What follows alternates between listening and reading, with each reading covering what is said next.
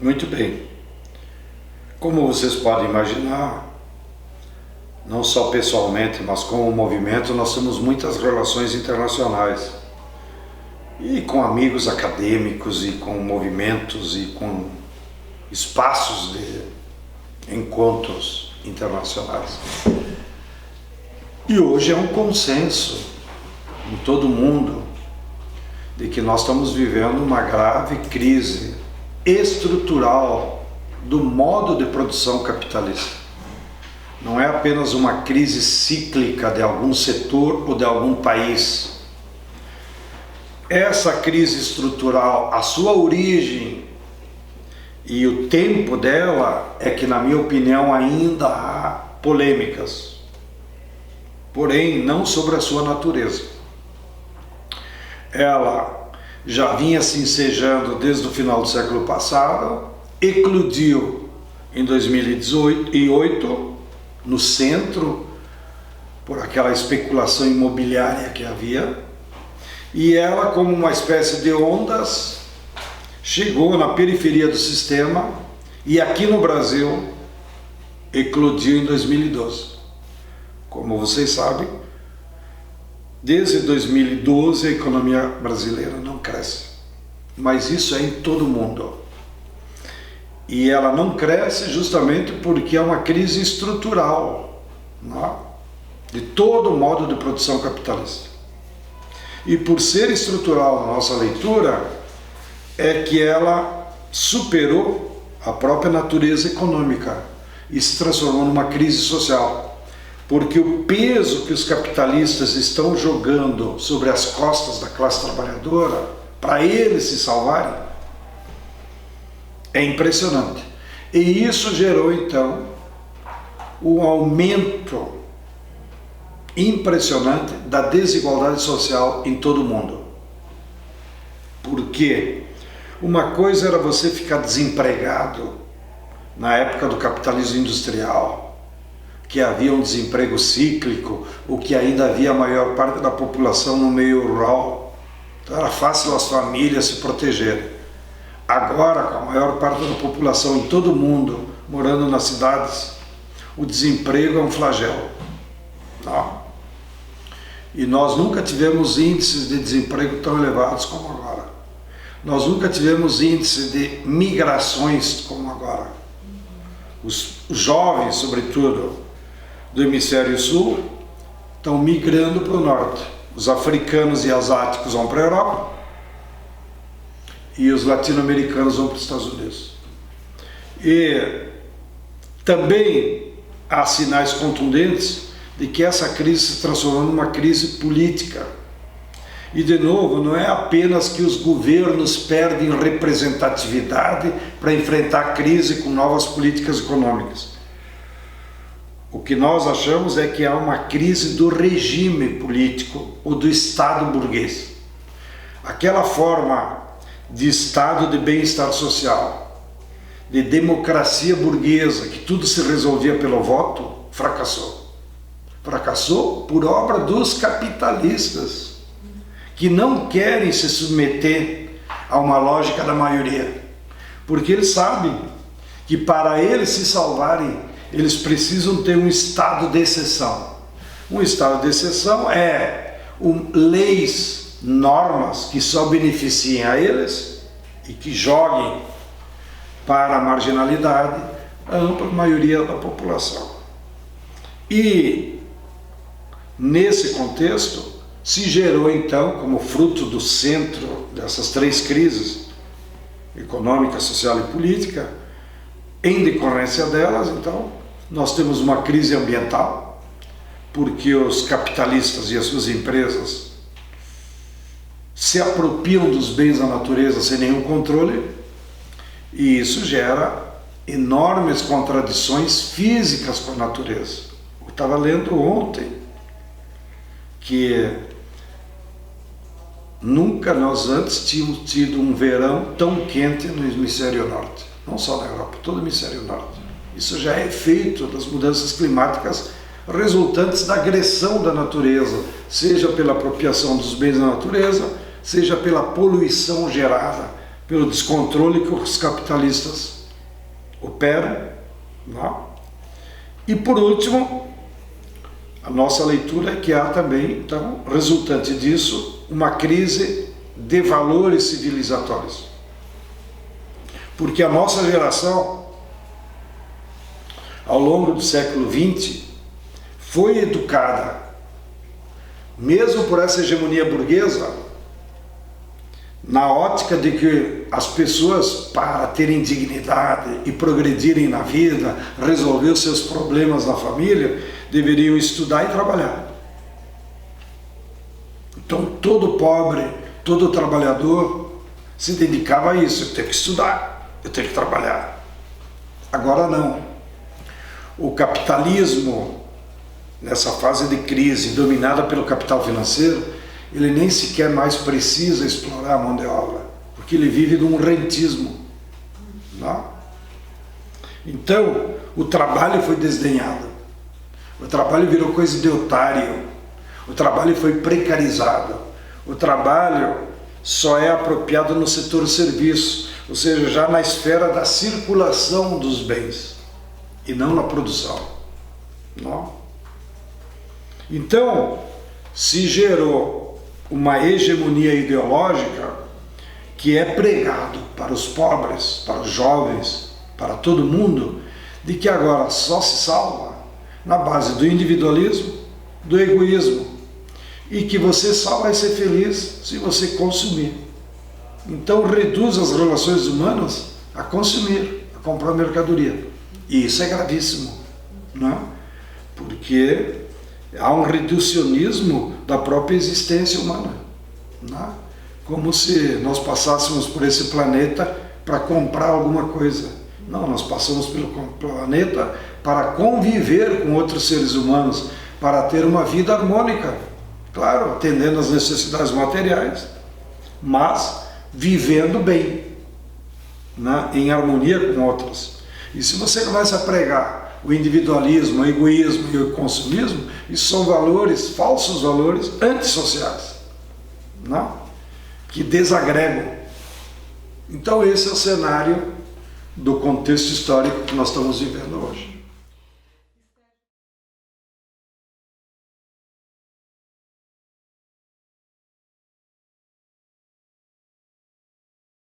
Eu acho que há dois aspectos.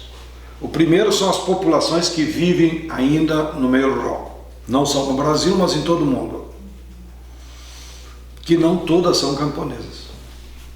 Aqui no Brasil nós temos os povos indígenas, temos quilombolas, não? Tem outros setores da sociedade que não se identificam com a produção agrícola. E há os camponeses como classe. Todos eles estão na primeira trincheira do conflito com o capital. Porque os capitalistas, para se salvarem da sua crise, uma das medidas que eles estão tomando é se apropriarem dos bens da natureza. Porque os bens da natureza são os únicos que possibilitam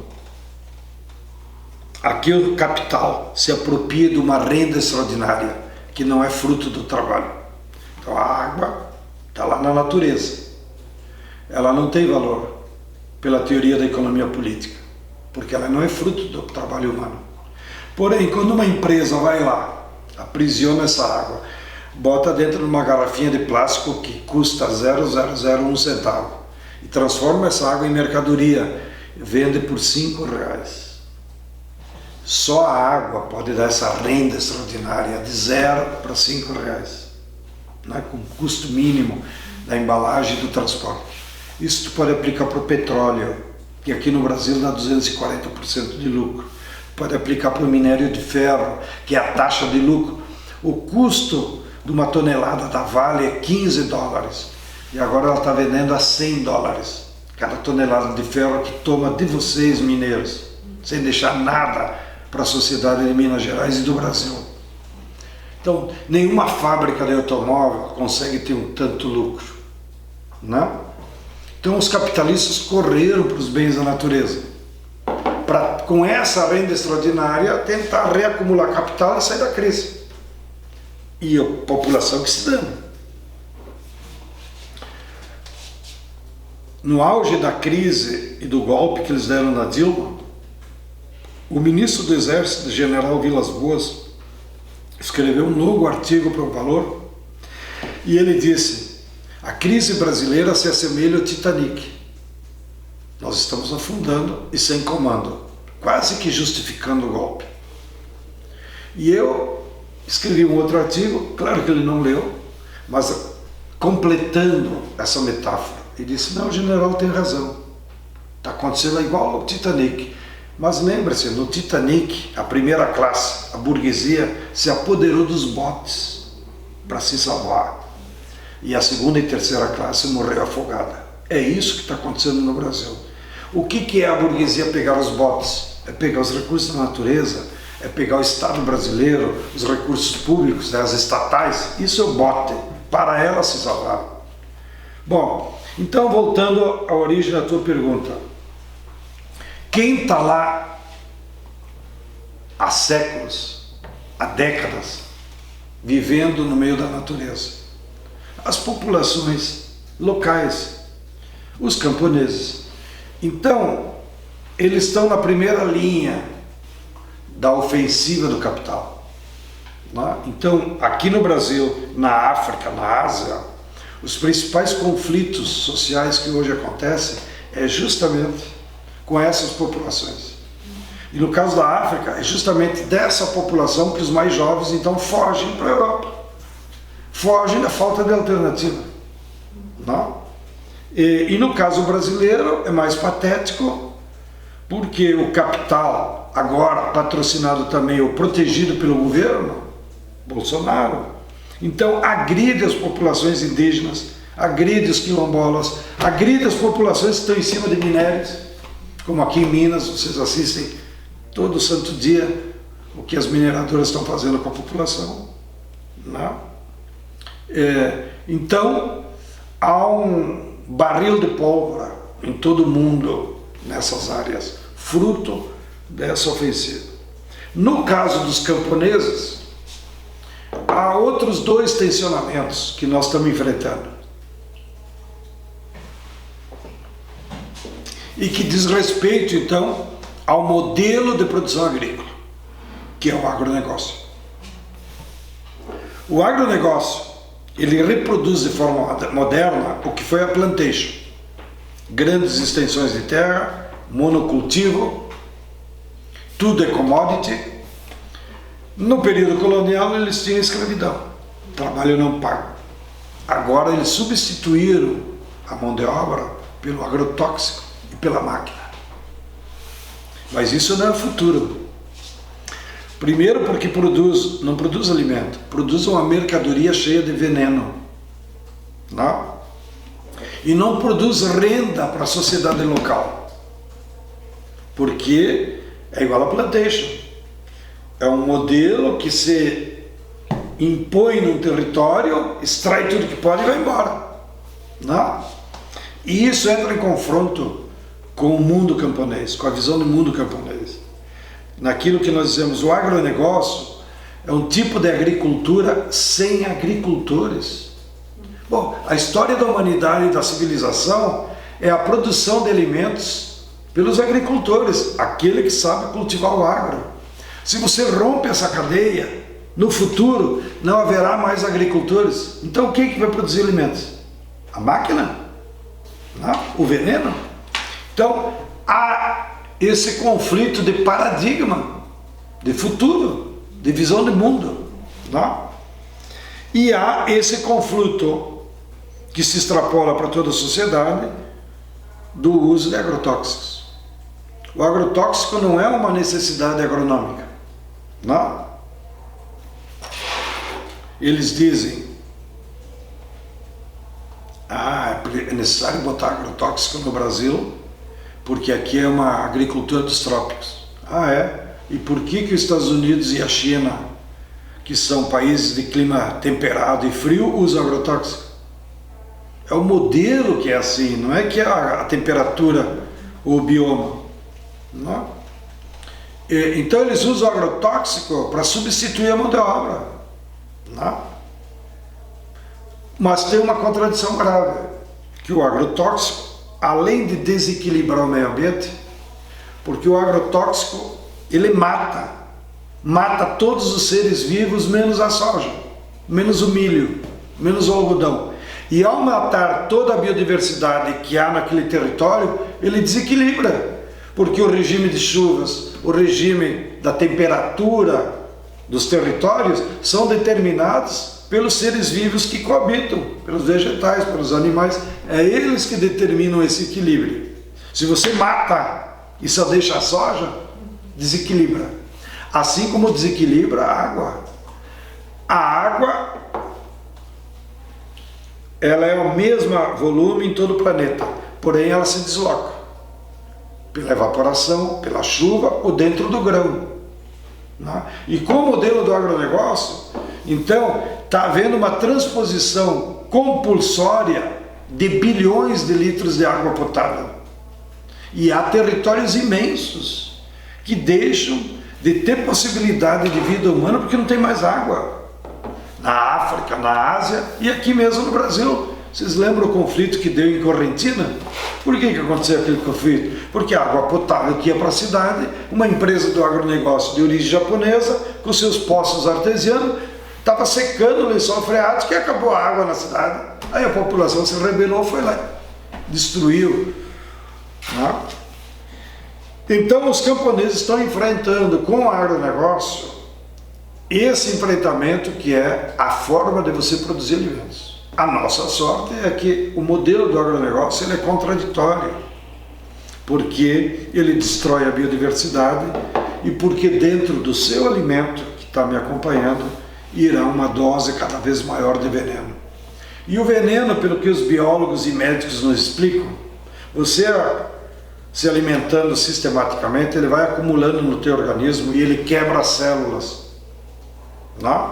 E ao quebrar as células, vira um tumor, que é o câncer. Então, por isso que tem aparecido câncer na juventude, né? Em crianças.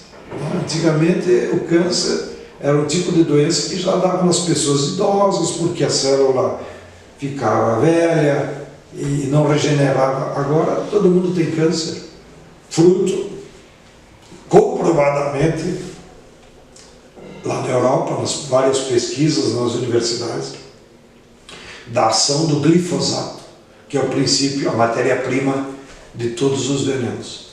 Por isso que já vários países proibiram o uso de glifosato na Europa e tem um acordo na União Europeia que em 7 anos eles vão eliminar de toda a Europa. Bom, o que as indústrias estão fazendo? Estão transferindo os estoques daqui para o Brasil, para as Américas, né? Para ainda ter lucro com o estoque que eles tinham lá. Então, no meu modo de entender, hoje, inclusive, o conflito maior do campesinato com o capital e com o agronegócio não é mais apenas da disputa da propriedade da terra, que foi o que balizou o conflito no século XX.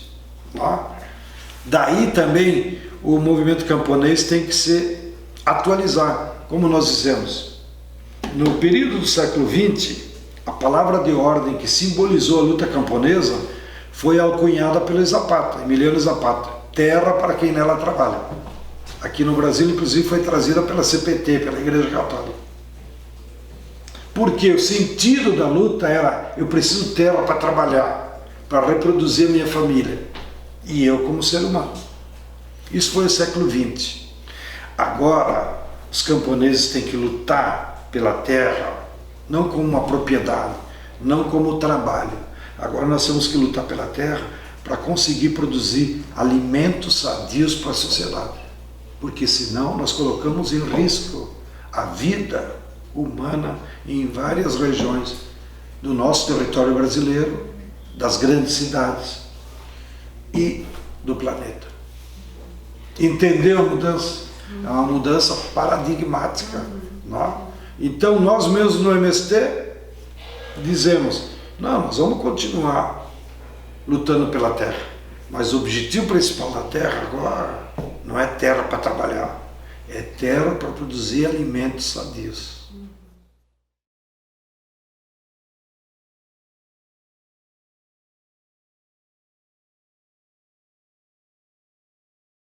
Primeiro, uma crítica.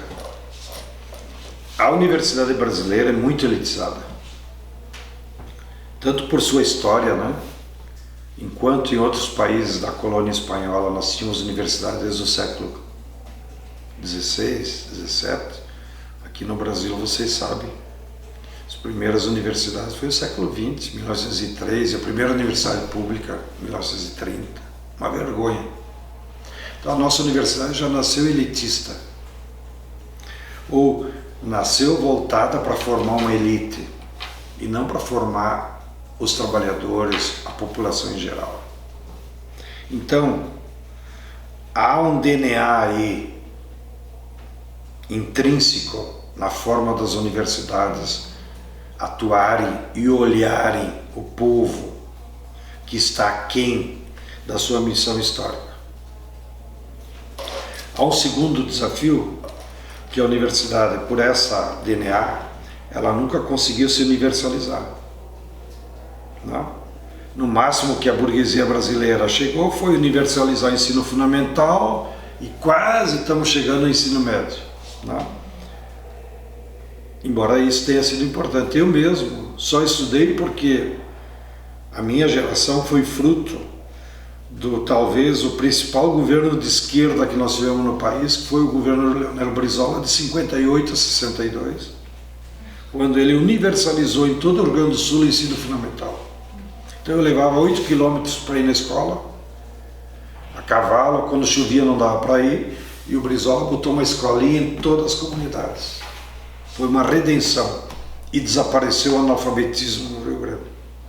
Isso foi a base da possibilidade de uma sociedade mais democrática. Então, o paradigma principal dessa relação com a universidade é que a universidade deveria ter a missão de universalizar os conhecimentos, porque o conhecimento hoje é fundamental para a democracia. Não é o voto, é o conhecimento. Já como dizia José Martim no início do século XX, só o conhecimento liberta as pessoas. Se você não tem conhecimento, você vai ficar dependente de alguém, até para votar. Que foi o que aconteceu, inclusive, nas últimas eleições, quando milhões de brasileiros foram manipulados pelo Zap, pelo Pastor, pela Globo, por não sei quem, porque eles votaram contra eles. Bem, então é óbvio que nós, os movimentos camponeses, estou falando do meu campo, mas sei que pode se estender para movimentos populares no sentido genérico. Nas últimas décadas, ou pelo menos nos últimos 10 anos, incorporamos no nosso programa a luta pela educação, a luta pelo conhecimento. E aí entra o papel da democratização da universidade. Então, lá na atualização do programa camponês, além da luta pela terra, do alimento, nós incorporamos a luta pela educação, em todos os níveis. Claro, em alguns estados já está universalizado o ensino fundamental, mas nós temos estados como o Maranhão, 60% dos camponeses são analfabetos. E esse é um problema também para a universidade, porque, mais do que a universidade, agora para ser mais justo, é um problema do MEC. Mesmo no governo Lula e Dilma, o MEC, por sua tradição elitista, é um Ministério da Educação Superior. Em vez de MEC, devia ser MES, Ministério da Educação Superior, porque ele não se preocupa com os mais pobres. Quantas reuniões nós tivemos com a DAB para fazermos um programa de alfabetização, mas não essas merrecas aí de ONG. Um programa que se propõe em 4 anos nós vamos erradicar o analfabetismo no Brasil. Isso tem que ser na forma de campanha, como sonhava o Paulo Freire, de mobilizar milhões de pessoas, de educadores, de formadores. Bom, então, mesmo a universidade deveria se dedicar a isso, em desenvolver métodos, em preparar professores, monitores, né? Na época do Paulo Freire, já que as novas gerações não acompanham, em março de 64, o Paulo Freire chegou a fazer uma reunião em convênio com a UNE no Maracanã, onde participaram 80 mil estudantes que estavam se candidatando a ser monitores de alfabetização. Olha, é isso aqui. Tu botar 80 mil monitores, tu faz uma revolução educacional. E a universidade, tu fala em alfabetização, parece que está falando grego. Não?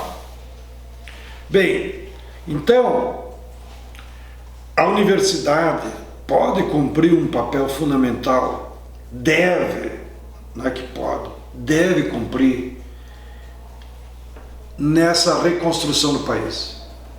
Não é? Porque o conhecimento, a educação vai ser fundamental para construir uma sociedade igualitária. A principal bandeira da esquerda e dos movimentos populares hoje, nessa luta de classe contemporânea, é a luta contra a desigualdade social. Não há ninguém de qualquer crença religiosa, etnia ou mesmo partido político que possa, de sã consciência, dizer eu sou a favor da desigualdade. Porque, no fundo, todos somos iguais. Então, qual é a frescura? Não? Bom, porém, para você organizar uma sociedade baseada na igualdade dos seres humanos ou na igualdade dos cidadãos, só se todos tiverem conhecimento, só se todos tiverem acesso à educação, em todos os níveis. E a universidade é a que menos se universalizou, porque mesmo com Lula, que foi cantado em verso e prosa, nós saltamos de quê? De 4% para 12% da população juvenil em idade universitária. Não precisa o socialismo para chegar a isso. É uma questão da democracia. Na Coreia do Sul, 97% da população estuda na universidade. Lá, os outros 3% é por algum problema de saúde, o que não quer mesmo. Lá. Aqui mesmo na Bolívia, 60% da população juvenil em idade universitária está na universidade. No México é quase 100%, porque a universidade é pública e não tem vestibular. Então as pessoas entram na universidade. O Uruguai é a mesma coisa. Então, não estão pedindo uma revolução, estão pedindo democracia. Não? Bom, como você mesmo disse, no período Lula e Dilma, já começou no Fernando Henrique, para ser justo. Nós conseguimos implementar novos programas que tinham essa intencionalidade de democratizar o acesso à educação com esse perfil particular que diz respeito ao nosso movimento. Garantir, então, que o jovem filho de camponês chegasse na universidade. Porque essa é a nossa missão, os camponeses. Os outros movimentos populares que vão cuidar dos seus, né? E nós avançamos, como você disse, em vários programas que sinalizavam, mas que, na minha opinião, até pelo curto passo de tempo e pela falta de recursos, eles se transformaram apenas em projetos piloto. Nesse particular, inclusive, não quero fazer nenhuma injustiça, mas vocês aqui de Minas deram uma contribuição muito importante, porque vários desses projetos pilotos, que depois se ampliaram em outras universidades, tiveram seu berço aqui. Mesmo o Pronera, a licenciatura da Pedagogia da Terra, que começou aqui com vocês, os cursos de CRB e cursos de especialização latino-americana para camponeses, nós começamos na Juiz de Fora, com a então reitora Margarida Salomão, que nos ajudou muito na época, não? E a experiência de vocês com a licenciatura para os povos indígenas, que foi também exemplar, mas infelizmente com o golpe contra Dilma não foi possível nós ir universalizando, mas eu acredito que nós temos já então um conhecimento pelo menos metodológico de como fazer certo quando nós tivermos um outro tipo de governo no país, para então universalizar o que foi o Pronera, o que foi essas licenciaturas e outras áreas que também nós não conseguimos avançar tanto, que a universidade está em dívida conosco, que é, por exemplo, a área de pesquisa tecnológica. As empresas não interessa pesquisar máquina para camponês, porque ela vem com o modelo do agronegócio. No modelo do agronegócio é a escala que conta. Então eles vão aumentando o tamanho da máquina. Nós temos colheitadeiras de algodão no Mato Grosso que substituem 300 trabalhadores. E elas são do tamanho de uma casa. Nós temos tratores com 300 HP de força. Na safra desse ano de cana, a Volvo experimentou um caminhão que transporta 60 toneladas de cana naqueles truques que eles usam, sem motorista. Então essa é a pesquisa do agronegócio. O caminhão é dirigido no escritório, como se fosse um videogame. O que nós precisamos é desenvolver a mecanização agrícola, porque isso é importante para diminuir o sacrifício humano e para aumentar a produtividade do trabalho, mas uma mecanização agrícola voltada para as unidades camponesas, que é o que faz, por exemplo, a Alemanha, que é o que faz a China, que são os dois países do mundo que têm mais máquinas para camponeses. Nós aqui no Brasil praticamente temos alguma coisinha lá no sul, até porque a sociedade ela é mais minifundiária. Mas nós precisávamos, e esse papel cabe à universidade, porque não há instituições de pesquisa no Estado brasileiro suficiente, a própria Embrapa não tem a linha de mecanização, então cabe às universidades, e isso está para trás. Então, num novo ciclo, nós teríamos que botar muita energia, muito recurso humano, muito recurso para desenvolver mecanização agrícola voltada para a agricultura familiar e camponesa. Porque todas as operações humanas na agricultura, pela experiência que nós já estamos vendo na Alemanha e na China, é possível você mecanizar.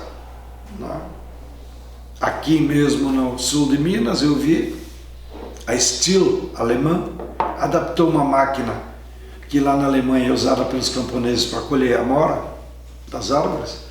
Eles trouxeram e adaptaram para colher café. Só que aqui é usado pelo agronegócio, para substituir a mão de obra. Mas aquele é o tipo de máquina que o pequeno agricultor deveria ter, porque ele vai ampliar então o tamanho da sua lavoura de café com a mesma família. Por que ele não aumenta o cultivo de café, o pequeno agricultor? Porque na hora de colher vai ser um problemão. Ele não vai ter mão de obra para colher uma lavoura grande que eu digo 10 hectares de café.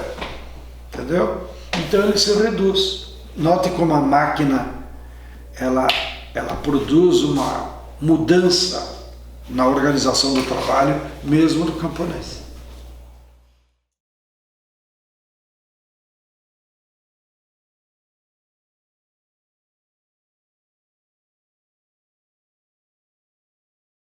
Muito bem. O projeto Popular para o Brasil é um sonho que várias correntes dos movimentos populares e dos partidos de esquerda alimentamos.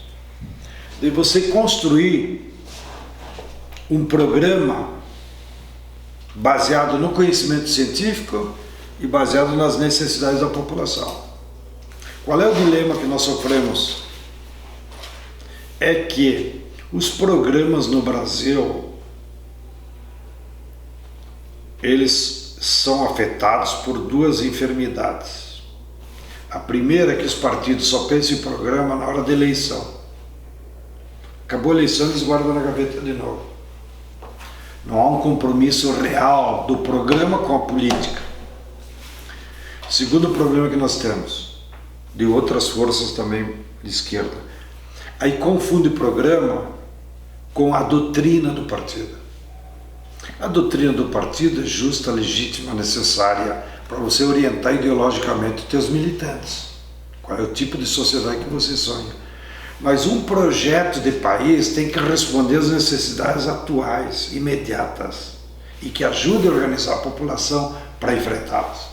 Então, nós temos que superar também essas duas enfermidades que acometeu a esquerda, de não cair por oportunismo pragmático da eleição e nem cair por doutrinarismo, só o socialismo salva. Bom, isso até Jesus Cristo dizia, mas não resolveu, né? Está 2000 anos.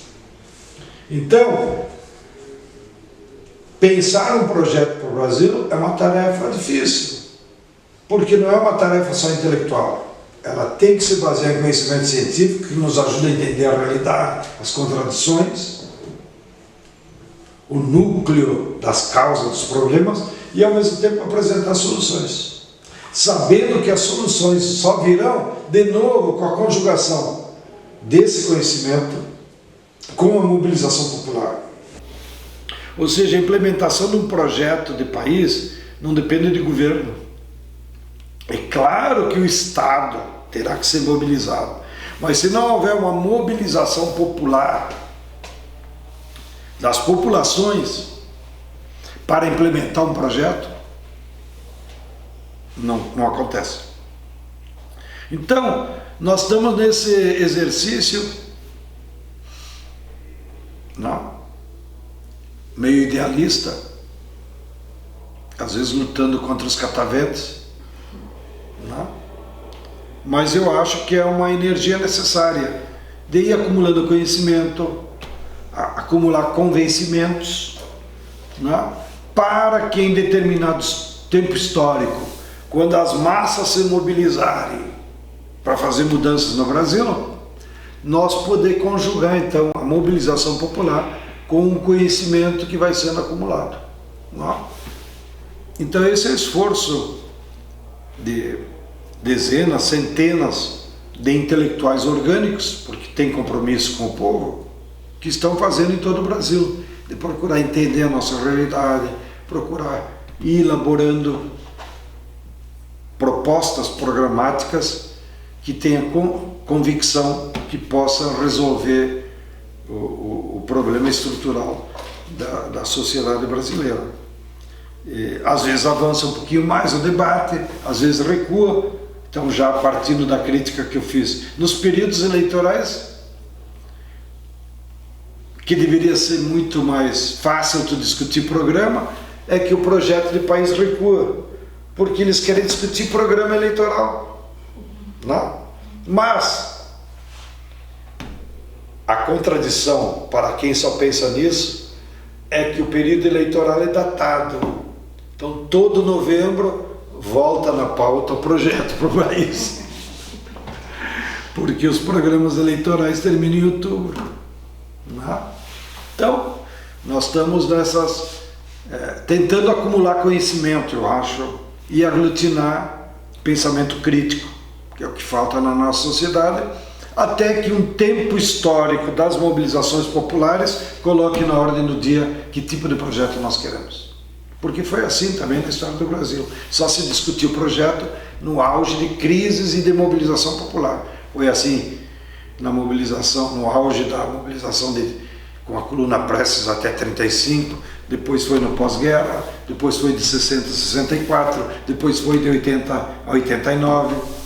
Então virá um tempo também, nós temos que ter um pouco de paciência, porque um projeto para o país não é só elaborar teoricamente, é construção coletiva na sociedade, e isso é mais demorado.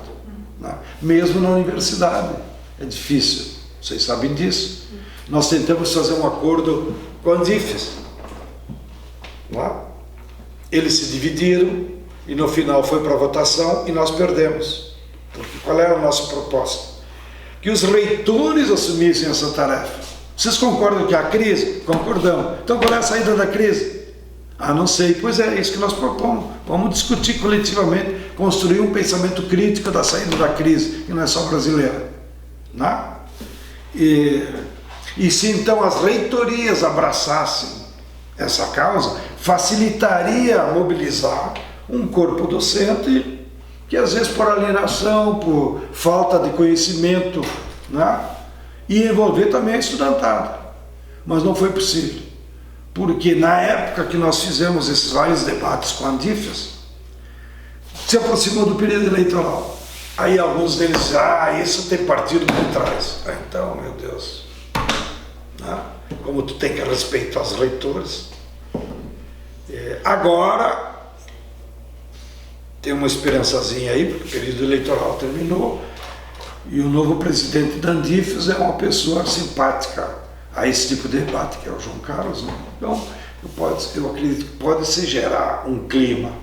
E também o governo Bolsonaro vai nos ajudar, porque esse ataque à educação e às universidades vai levar a que os reitores percebam, ou nós pensamos o país de forma diferente, ou não vai ser uma lutinha por mais verba para a universidade.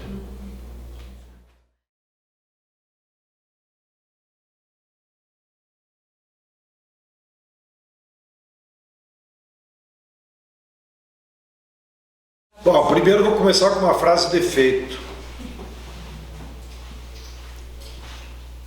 Como diria o Darcy Ribeiro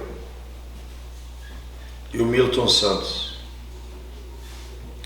as mudanças brasileiras serão mulatas, tem cor, não serão branquelas, porque a imensa maioria do nosso povo é mestiço, tem uma pluralidade étnica, como você disse. Depois, também como frase de efeito, diante dessa crise que envolveu a classe trabalhadora, sobretudo a classe fabril, e diante de tantas contradições que mistura a crise e esses dilemas civilizatórios, emergiu como um potente ator rebelde as mulheres, em todo o mundo. Não. Então, possivelmente, as próximas revoluções serão femininas também, pelo menos com protagonismo das mulheres. Não. E por último, como uma reflexão geral, sempre é a juventude que faz as mudanças. Não. E eu tenho a obrigação de dizer isso, porque não serão homens com mais de 60, branquelos e com pouco cabelo como eu, que farão as mudanças. É tudo o contrário. Será a juventude com cor da periferia feminina que fará as mudanças. Então a esquerda tem que atualizar o seu modus de organizar a população. Essa semana fiquei muito contente de ler uma entrevista que o Márcio Postman deu para o portal da Unicinos, onde ele diz: nós temos que repensar as formas de organização, porque as formas que a esquerda desenvolveu nos últimos 20 anos era para uma sociedade fabril, por um protagonismo do operário metalúrgico da Fiat, que hoje até saiu do sindicato. Na última visita que eu fiz aqui, alguém me disse que 5% dos trabalhadores da Fiat são filiados ao sindicato. É uma vergonha. Até porque lá em Turim, 98%, que era uma base comunista importante, dos operários da Fiat são sindicalizados e filiados ao partido. Aqui tudo o contrário. Bom, mas são tempos históricos diferentes, né? Só quis comparar com Turim, não porque na Europa é melhor, é porque quando surgiu a Fiat, tinha essa base operária organizada, combativa, que disputava a hegemonia. Quando veio a Fiat para cá, nós já estávamos, sem se dar conta, nessa mudança estrutural da classe trabalhadora. Não? Então nós temos que esse desafio, pensar novas formas, novos atores, estimular novos protagonistas. Não? Nós temos então estamos tateando, né? Olhando para a realidade, a gente enxerga que a população é negra, mestiça, jovem, mulheres. Então, se as mudanças são feitas pelas maiorias, serão eles que farão. Porém, vamos ser honestos, eles estão ainda desorganizados. Não? A Marcha das Margaridas, que é uma manifestação importante, foi construída historicamente pelos sindicatos de trabalhadores rurais, né, pela mulher da agricultura familiar. Então tem uma uma marca. Depois, com alguns anos, a Marcha Mundial das Mulheres incorporou, digamos, um feminismo urbano popular, mas ainda de uma forma subalterna, né? E o que eu gostei desse ano é que não teve pauta, porque não tinha com quem negociar. Então elas se obrigaram a politizar a luta.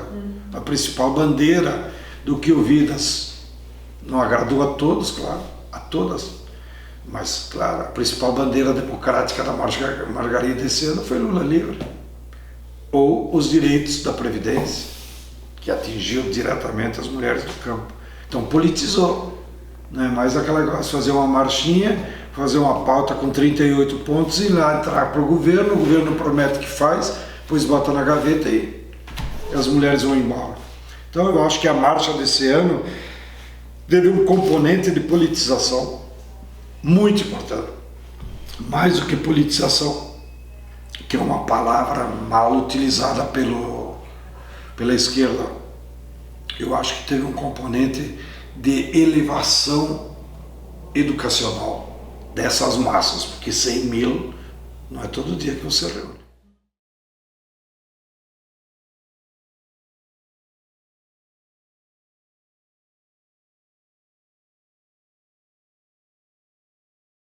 Não só possível, como é necessária.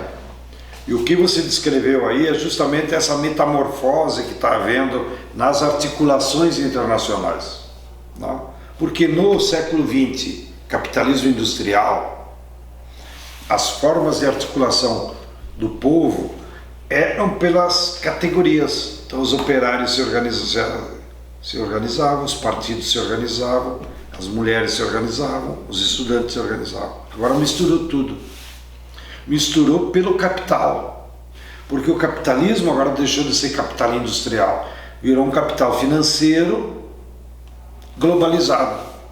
Então isso exige novas formas de articulação, que nós estamos ainda tateando.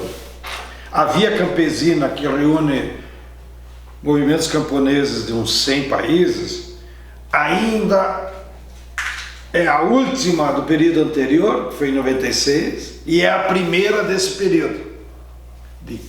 Porque nunca antes os camponeses tinham necessidade de uma articulação internacional. Mas agora, você pergunta quem é o inimigo principal dos camponeses na Índia? A Monsanto. Nos Estados Unidos, a Monsanto. No Brasil, a Monsanto. A Nestlé, a Bayer, a Basso. Então os inimigos capitalistas são os mesmos em todo mundo que dominam a agricultura.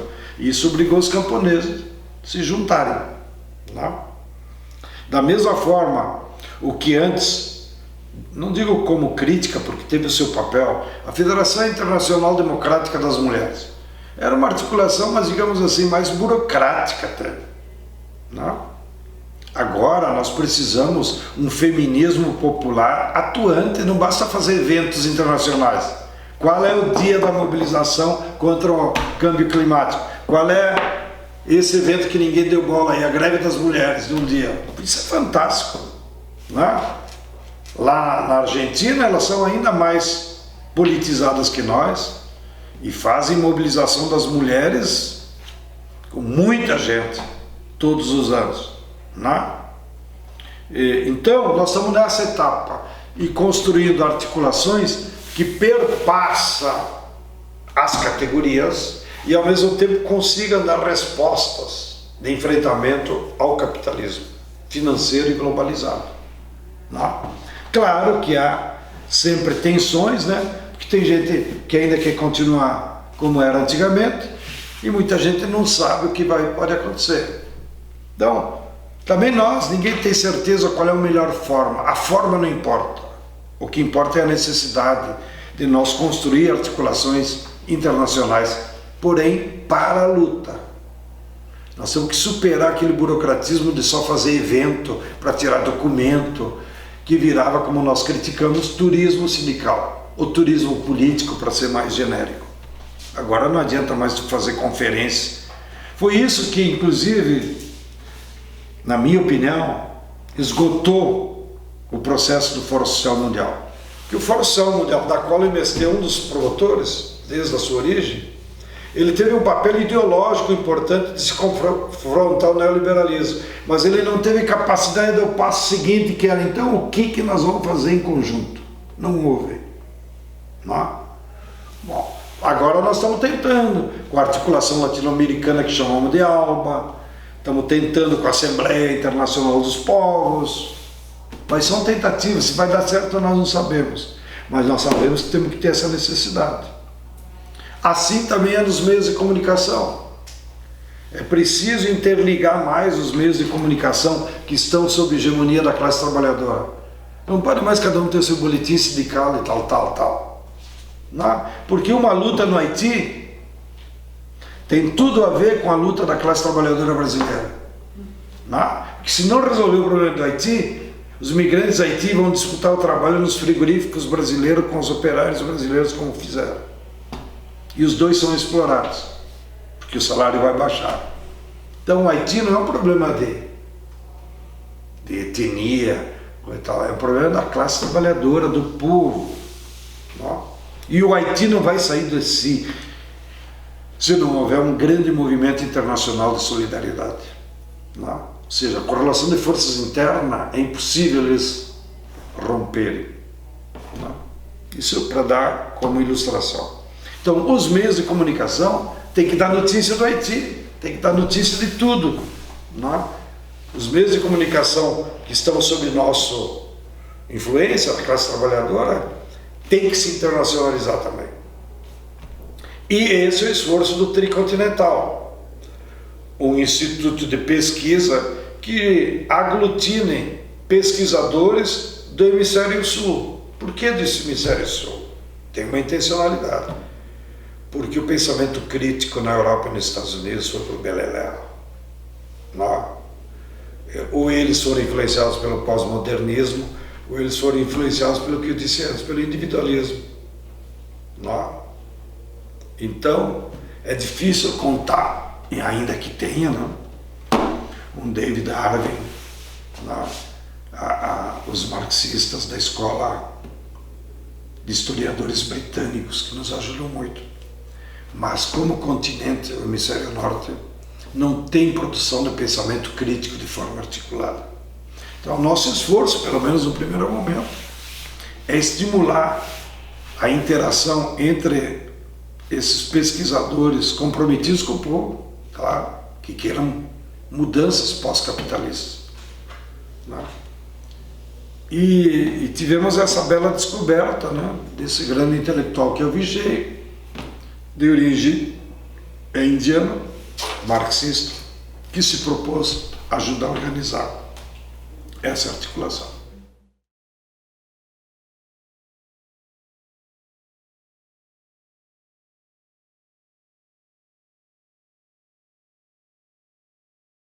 Muito bem. Todos esses fenômenos que você descreveu fazem parte desse período histórico de uma crise profunda que afeta toda a vida social. Porém, o que nos salva é que, ainda que o capital tenha imposto em vários países governos de extrema-direita como Bolsonaro, como Macri, como Salvini na Itália, ou outros países, isso aí já é a demonstração do fim da linha deles. Porque a proposta deles não é para a sociedade. A proposta deles não é progressista. Eles são símbolos do atraso. E por isso que esses métodos, tu já fez ligação imediata com a ditadura, são métodos do atraso. Eles não conseguem galvanizar a maioria da sociedade, em parte alguma. E por isso eu tenho certeza absoluta, por toda a minha militância, por tudo que eu li, que vai ser um governo muito efêmero. Muito pouco tempo. Não se assuste. Isso vai passar, como diria Chico Buarque. Então nós não podemos perder a esperança, não podemos cair no desespero, não podemos se reclusar ao nosso egoísmo. E nós temos uma tarefa permanente, que é fazer a disputa ideológica em todos os espaços que nós convivemos, denunciar esse plano do capital, fazer trabalho de base, que é convencer os trabalhadores, organizar a luta de massas. E eu tenho certeza que esse governo com essa natureza passará muito rápido. Como você mesmo já citou, parecia que a Argentina, que foi num processo inclusive muito mais democrático do que o nosso, sem fake news, sem o Mossad, sem o Trump, e eles já deram troco. E concordo com vocês, a eleição que vai se confirmar em outubro ainda dos peronistas vai alterar a correlação de forças na América Latina. A eleição do López Obrador nas barbas do capital alterou a correlação de forças na América Central. A resistência do povo da Venezuela, eles estão enfrentando tudo lá e eles não conseguem derrotar.